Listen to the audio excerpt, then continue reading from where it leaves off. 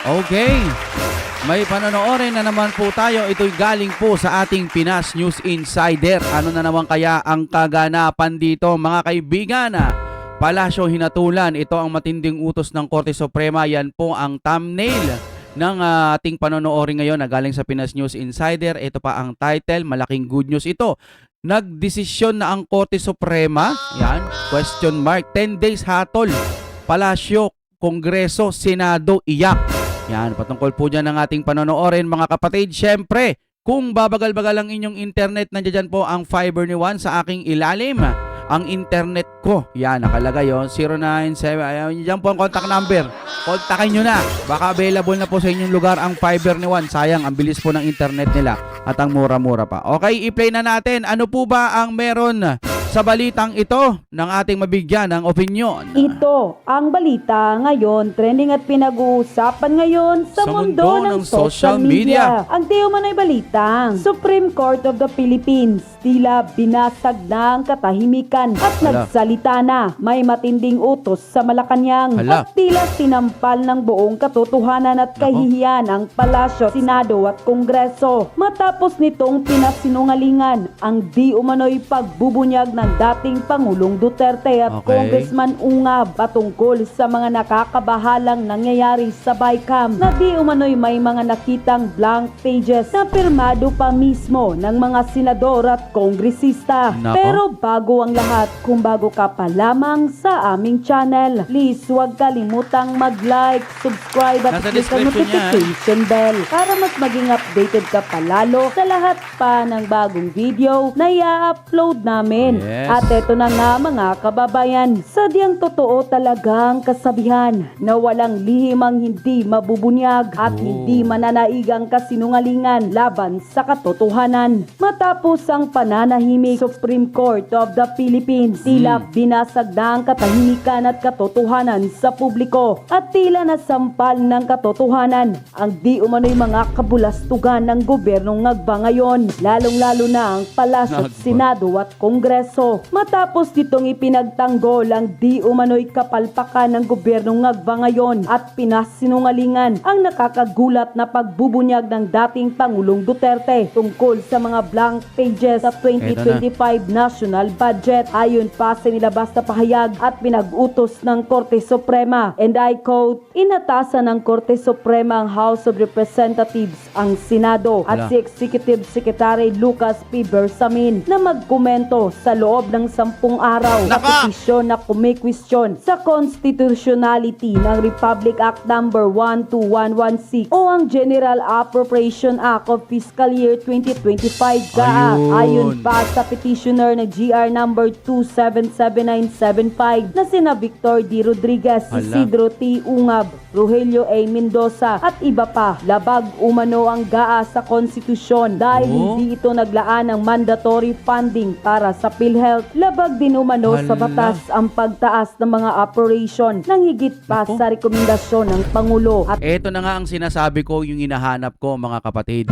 Kasi sabi ko noon sa mga video ko, lagi tayong nakakarinig na nagsasalita po yung mga kapanig ho natin po na mahal ang mga Duterte. Kasi ganito, sabi, labag sa konstitusyon yung ginagawa nung sa kabila. Yung budget ni Ganiren, yung budget ng PhilHealth. Itong mga PhilHealth at kung yung educational ba? Ewan ko kung ano, kalimutan ko na. Sorry. Kumbaga, itong mga PhilHealth at katulad niyan, mga priority daw yan. Pero bakit nagkaganon yung mga budget niyan? No, ayon lang ho sa pagkakaintindi ko, labag pala yan sa konstitusyon. Eto na, nahanap na ho natin yung sagot. Sino ba ang pwedeng matakbuhan ho natin kapag may nilalabag silang konstitusyon? Supreme Court pala. No? Eto pala. Ang Supreme Court ba na ito hindi hawak ng mga taga-kabila? Mahirap na kasi baka hawak din. Pero kung hindi ito hawak, magandang pagkakataon po ito para masilip lalo yung mga anomalya o yung mga ibinibintang po ngayon sa gobyerno. Kasi po, nalilito na yung mga tao, di ba? Gusto rin nilang malaman ang katotohanan. Puwera dun sa mga bayad kasi wala naman ho tayong magagawa, talagang magsasalita at magsasalita yun ng kung ano-ano na lang. Pero dun sa mga nakakaunawa nangihingi ng katarungan. Ano bang nangyari sa budget? Eto na. Eto pala yun. Sige, play ho natin ha. Naglaan ito ng pinakamataas na budget sa infrastruktura imbis na edukasyon. Dagdag Okay. pa nila na ang GAA ay labag sa konstitusyon dahil may mga blanco Kita mo? sa bicameral committee report sa General Appropriation Bill. Pagdidiin pa nito, OMG. House Senate Executive Secretary pinagkokomento sa petisyon laban sa GAA 2025 ng Korte Suprema. Nako. Inatasan ng Korte Suprema ang House of Representatives, ang Senado at si Executive Secretary Lucas Bersamin na Ayan na. magkomento sa loob ng 10 araw sa petisyon sa Nako. GR number 10 araw, saglit lang yun, no? Maging busy ka lang, nandiyan na yan. So magpaliwanag sila. 277975 Victor D. Rodriguez et al. Versus House of Representatives et al. na nagkwe-question sa constitutionality ng Republic Act number 12116 o ang General Ayan na. Operation Act of Fiscal Year 2025 GAA. Unquote. Ito, good news po. Yung petition na Shoutout, General. isinampa ni na Congressman Ongab, Attorney Vic Rodriguez at iba pa sa Supreme Court Mm. laban sa budget ng 2025. Mm. Umaksyon na po ang Supreme Court. Nice. Ito po, breaking news sa post ng SMNI. Basahin ko. Executive Secretary Lucas Bersamin, Senado at Kamara, pinakokomento ng Korte Suprema hinggil sa petisyon na nagpapawalang bisa sa 2025 General Appropriations Act. Maganda to. Ayon sa mga petitioner na sina Vic Rodriguez, Isidro Ungab at iba pa, unconstitutional ang pinasang pambansang pundo dahil sa mga blank items na nakapaloob sa bicameral committee report sa General Appropriations Bill. Yes. So, report ito ni Margot Gonzales. Ito, basahin ko yung press release ng Supreme Court, Office of the Spokesperson, February 4, 2025. Kahapon lang. Medyo maliliit yung letra. Tingnan ko kung mabasa ko ba. Ito, press release, walang salamin siya. press briefer. The Supreme Court in Bank during its session today, February 4, 2025, acted on the petition for certiorari and prohibition Mm. in GR number 277975. Victor D. Rodriguez, Isidro T. Ongab, Rogelio A. Mendoza et al. To House of Representatives as represented by Speaker Ferdinand Martin Romualdez. Senate as represented by Senate President Francis Escudero and Executive Secretary Lucas Bersamin. Victor D. Rodriguez and several others are challenging the constitutionality of Republic Act number 12116 or the General Appropriations Act of Fiscal Year 2025. Petitioners argue that the GAA is unconstitutional for failing to allocate mandatory funding for PhilHealth, unlawfully increasing appropriations beyond the President's recommendations, and allocating the highest budget to infrastructure over education. They add that the GAA is unconstitutional since the bicameral committee report on the General Appropriations Bill contained blank items. The Supreme Court directed, ito na yung order, ito na yung action. Ayan na. The Supreme Court directed respondents, House of Representatives, Senate, and Executive Secretary Lucas Bersamin to comment on the petition within a non-extendable period of 10 days from receipt of notice. A copy of the available pleadings may be accessed at the public pleadings section of the Supreme Court website. Okay, so ito po, good news. Mabilis po ang aksyon ng Supreme Court. Nice. Hindi tulad nung 2024, may petition. I think pinangunahan noon ni Senator Pwede palang ganito, pwede palang mabilis no? Coco Pimentel at iba Tuloy-tuloy pa. na natin. Nagsampa sila ng petition sa Supreme Court na ganon din, hinihiling na i-declare unconstitutional ang 2024 national budget. Kailang, hindi as far as I remember, correct me if I'm wrong, walang ganitong aksyon, walang ganitong kabilis. Kailan lang ba na i-file yung petition? I think last week of January. More than a week ago. O ngayon, meron ng order ang Supreme Court to comment. Ibig sabihin, gumugulong na po ang hustisya. Nako, may natataranta na dyan. Meron nang nag-iisip na i-shut down ang government. At kung ano-ano pa. Naisip nila na destabilisasyon daw ito. Ano pa yung mga paratang na para lang daw maibalik ang nakaltasan na pundo ng Office of the Vice President. Anyway, pasalamat po tayo sa Korte Suprema. Ulitin ko, ako napakataas pa rin ang integrity, napakataas ang yung justice system natin, lalo na ang Korte Suprema. Makakaasa tayo na meron ka talagang makukuha ang hustisya sa bansa natin, although mabagal nga lang. Okay na lang. Kahit mabagal, basta may hustisya, maghintay ka lang. Kaya,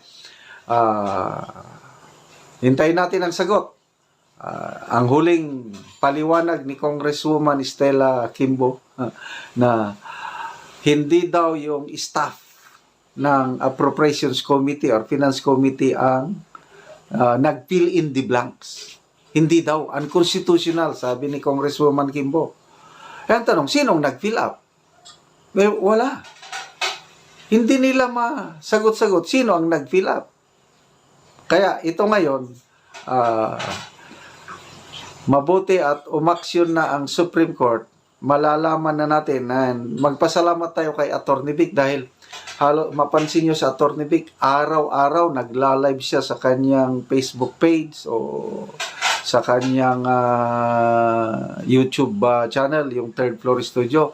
Na-update tayo palagi. Salamat, Attorney Vic. Pag-usapan natin ngayon ang pinaka-latest na statement ni Executive Secretary Lucas Bersamin tungkol sa budget for 2025.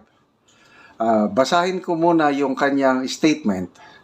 At pagkatapos niyan, merong commentary ni Dare to Ask. Ang galing, isa sa pinakamagaling na social media influencer itong si Dare to Ask. Okay, ito na yung statement ni Executive Secretary Bersamin.